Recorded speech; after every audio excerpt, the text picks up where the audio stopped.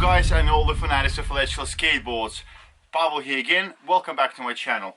Next video, we now have completed the carbon fiber skinning of the deck, also all the edges of the deck and the bottom of the deck. It's all painted. And now next step is to actually mount the battery enclosure onto the deck. There were no holes on it, which is good. So now we need to actually insert the threads into the deck. By the way, have you seen my carbon fiber skinning tutorials and also my battery DIY part 1 and part 2, all about cells and what the tools you need to build one? Take a look. So now imagine you got yourself a battery enclosure that suits your deck, and what you will find that your deck most likely will not have any holes in it. By the way, this is the way carbon fiber top is looking like now. Absolutely gorgeous. I'm very happy with the results. The edges came out really nicely as well. This is very hard to achieve, guys, and I'm not blowing smoke up my own ass. It's just when the resin drips over the edge and you're trying to get this nice and shiny and smooth as this, is quite hard. But it's covered, and actually I've got a new video coming out to tell you exactly how to get the perfect edge on the deck. Simple way, without taping up and all that stuff. Anyway, let's carry on with this battery enclosure mounting. So what are you going to need? Obviously a deck, a battery enclosure. This one here is from BB Enclosures. It's purposely made for this particular deck, which is nice.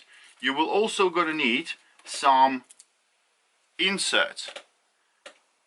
They come in stainless steel, they come in steel, and they come in brass. I went for the brass just because, I don't know, the size matched me, and yeah, they're not very deep. Obviously they cannot be too deep. They need to be just deep enough to go inside the thickness of your deck. You will also need, or you should get, some of these aluminium anodized. I just dropped one.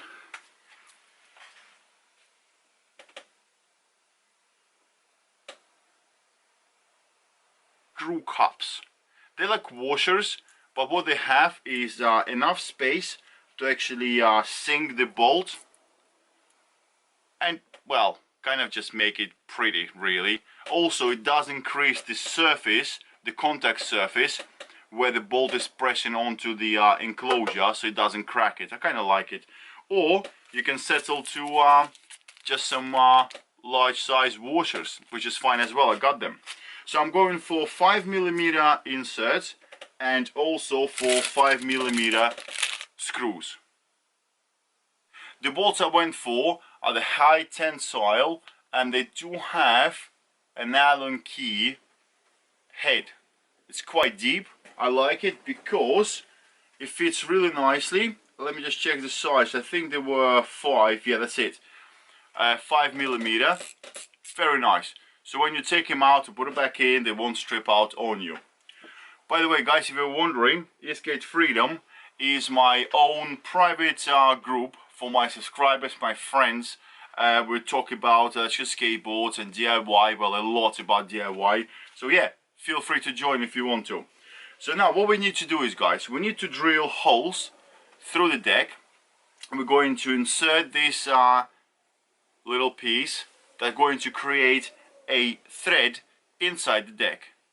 These inserts come in different shapes and sizes. There are some split ones, so when you put the screw in, it kind of expands. I've used that one before, but this time I went for just plain straight insert.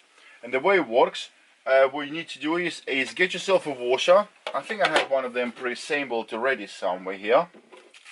And you put a screw through the insert. It does not protrude, but that gives you that Allen head that you can actually use to wind the thread into the deck after you drill the hole. If your screw is longer, because maybe your enclosure is thick or something like that, what you can do is just put a nut in between the insert and the bolt head, and that will work fine as well. And now from this point, it's going to be no talking, just me doing what I'm doing, If you got any questions or anything you want to be clarified, just ask me in the comments below and I will always get back to you, or find me on my group and ask me a question, no problem at all. And let's do something different. Thank you for watching the video, thank you for liking, thank you for subscribing. Ride safely, stay safe, and hopefully we'll ride very, very soon, guys. And well, that's it. Now let's take a look how I'm gonna do this. Bye.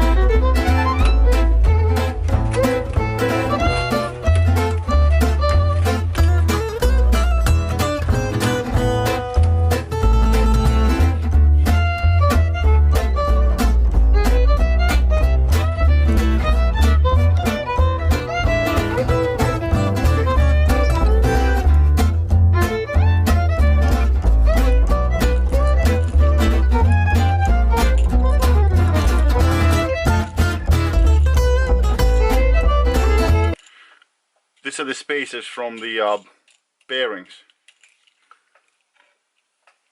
and you can fine tune the adjustment that you need by inserting the drill bit into the chuck.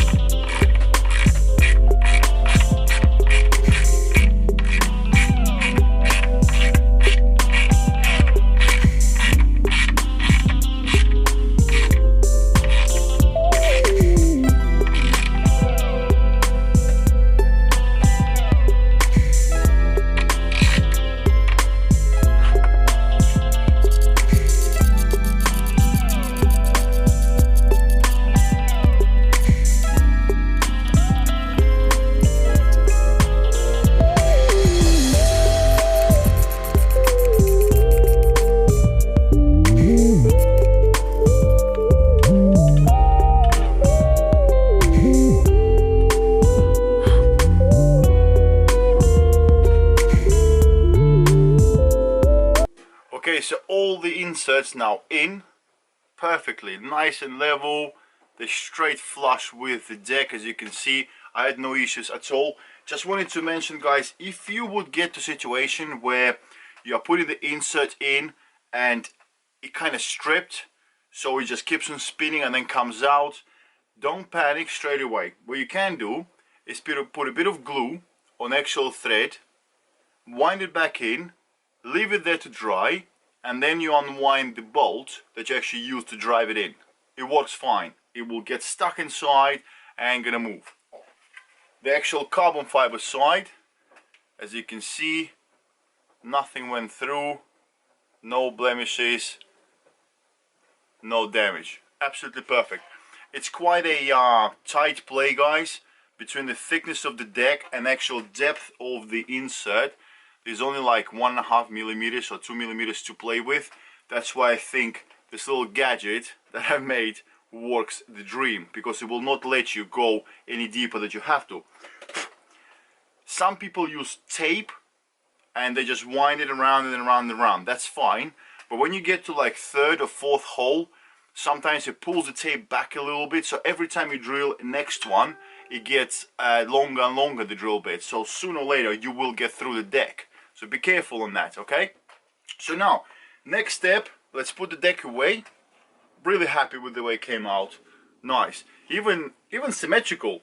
I wasn't using like measurements or anything like that. I was only looking at the enclosure, looking at where is the best way to put a fixing. Yeah, it came out good. So now let's put this away, and we're going to work on the enclosure itself. So the holes are matching because we drilled through the enclosure, and that's the reason why I do it this way, because then you know for sure that the holes in the enclosure will match to the holes in the deck. So now we need to enlarge these holes, because these were just pallet holes, in order to actually get them bigger to receive the bolt. Don't grab the 7mm or 7.5mm bolt drill bit, sorry, that you will need for this bolt, because that will crack or rip the fiberglass like you've done right here. Okay, what we're going to do is we're going to go 3 or 4 drill bit sizes from little one higher and higher and higher and higher and higher. Well, actually I should be doing it this way. Higher and higher and higher and higher and higher. Let's do it.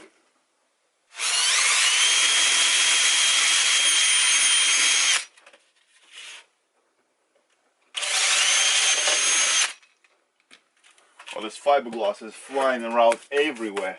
Guys, use the mask when you're drilling, because quite a bit of dust from this fiberglass is around. Don't want to be breathing that in.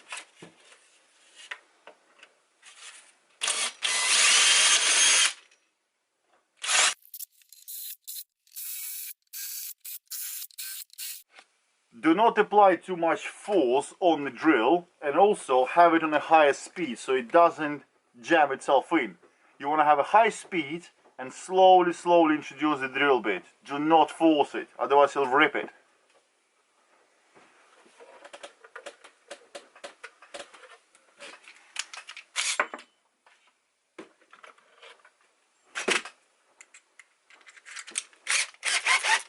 Five and a half.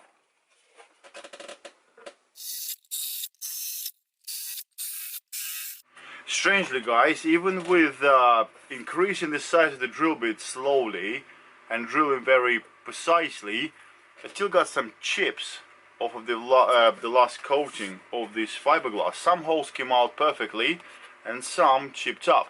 So even using the screw cups, not quite going to hide it. Well, almost, but not to my liking. So maybe perhaps a larger washer. Luckily, I'm going to actually cover this enclosure with a material, you know, like it is quite popular to do nowadays. So I'm not quite sure. So I would be actually interested to ask you guys. I've got some ideas for this enclosure right here. I was thinking something like this. The spider is actually a very close to me, because we've got a motorbike club which we created about 7 years ago, and it's called White Spider. So that would be quite cool. Imagine this all shiny under the resin. Or maybe something a bit more subtle, a design like this. Maybe, not sure. Or I'm just gonna go with a carbon fiber, just like that. So you tell me, we'll be very interested to hear what you guys got to say about this. Yeah, which way should I go? Anyway, next step, I'm going to now apply the foam onto the bottom of the deck, which will obviously create a nice seal all the way around the enclosure and the deck, and also work as a little bit of a protection from vibration for my battery cells.